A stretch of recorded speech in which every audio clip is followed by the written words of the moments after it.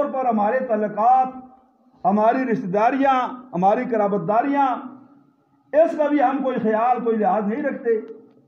اس کے متعلق قرآن کے اندر آتا ہے، حدیث کے اندر بھی آتا ہے، اللہ کے نبی نے فرمایا کہ رشتہ قطع کرنے والا جنت کے اندر داخل نہیں ہوگا۔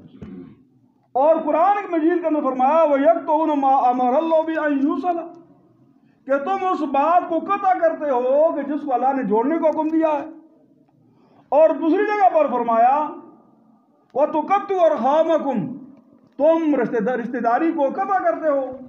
أُولَٰئِكَ لَعَنَهُمُ اللَّهُ، یہ رشتہ داری کو قطع کرنے والا شخص جس پر اللہ کی لعنت ہے۔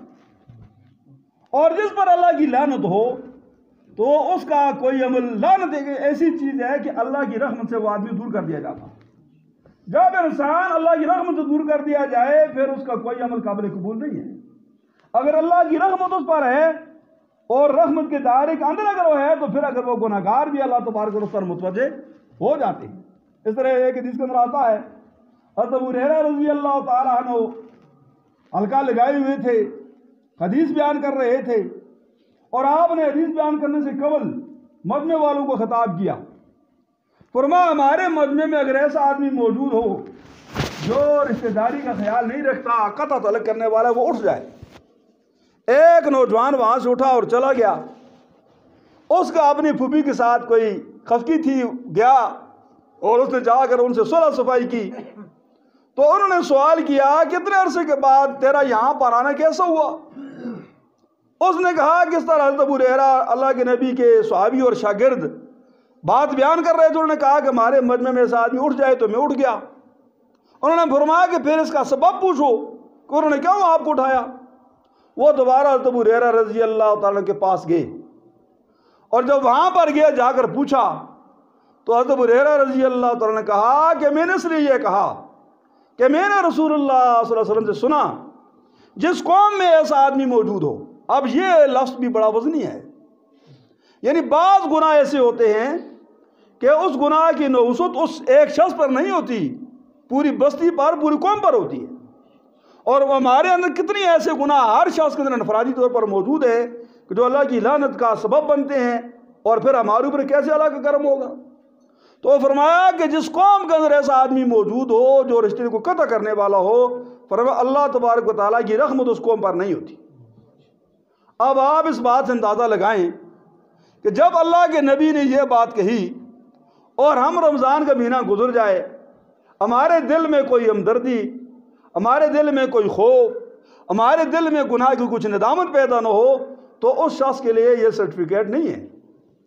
یہ سرٹیفکیٹ ان لوگوں کے لیے ہیں جن کے متعلق اللہ کے نبی نے فرمایا کہ ایمان بھی ہو اور اپنا احتساب بھی کرتے ہوں، اپنا حساب و کتاب بھی لگاتے ہوں۔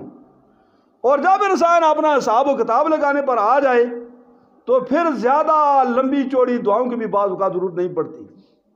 پھر جب انسان کی دل کی دنیا بدل جائے تو انہ علیم بذات الصدور، وہ سینوں کے رازوں کو جاننے والا ہے۔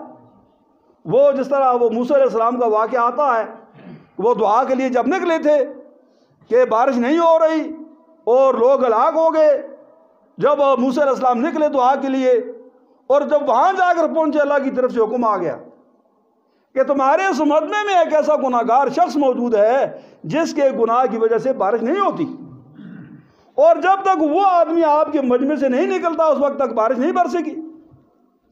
اب اس آدمی نے جو مجمع کے اندر موجود تھا، اس نے اپنا احتساب کیا، اس نے اپنا حساب لگایا، اپنا محاسبہ کیا، وہ جان گیا کہ وہ گناہ گار شخص تو میں ہوں، اور ہم دوسروں کو گناہ گار ٹھہراتے ہیں۔ اس نے کوئی دعا نہیں کی، کوئی ہاتھ نہیں اٹھائے، کوئی ہم مولوی کی طرح لمبے چوڑے کسی دن نہیں پڑے، طرز نہیں لگائے، بس دل ہی دل میں وہ شرمندہ ہو گیا کہ اللہ میں تیرا بندہ ہوں، میں بڑا گناہ گار ہوں، اور میری وجہ سے یہ مخلوق ہلاک ہے، میں تیرے ساتھ صلح کر تجھے معاف کر دے تو تیرے خزانے میں رحمت بھی کیا کمی ہے۔ بس کچھ وقت نہیں گزرا کہ بارش برسنی شروع ہوگی، اللہ کے پیغمبر نے بھی دعا نہیں کی۔ تو موسیٰ علیہ السلام بےتاب ہوئے، اے اللہ ہمارے مجمع سے کوئی آدمی اٹھا نہیں ہے، کوئی نکلا نہیں ہے، کسی نے دعا نہیں کی اور یہ بارش ہوگی۔ فرمایا اے میرے کلیم، میرے بندے نے میرے ساتھ صلح کر دی۔ تو موسیٰ علیہ السلام کو تجسس پیدا ہوا کہ اب وہ بندہ جو گناہ گار ہے، جس کی دعا کی وجہ سے بارش ہوگی، اور دعا بھی اس نے خفیہ طور پر کی۔ گویا دعا دل کی ایک کیفیت کا نام ہے۔ یہ ہم ہیں کہ ہم نے اپنی تسلی کے لیے مختلف ہیلے بہانے بنائے ہوئے ہیں، ورنہ قرآن یہ کہتا ہے کہ امن یجیب المضطر اذا دعا ویکشف السوء، فرمایا کون ہے جو بے استرار کی دعا کو قبول کرتا ہے اور اسے تکلیف کو رفع کر دیتا ہے۔ دعا زبان سے کہنے کی بات نہیں ہے، جب دل کے اندر ایک بات پیدا ہو جاتی ہے اور اللہ تک وہ بات پہنچ جاتی ہے اس کو دعا کہا جاتا ہے، قرآن یہ کہتا ہے۔ تو موسیٰ علیہ السلام کو جب تجسس پیدا ہوا، انہوں نے کہا کہ اے اللہ وہ بندہ کون ہے؟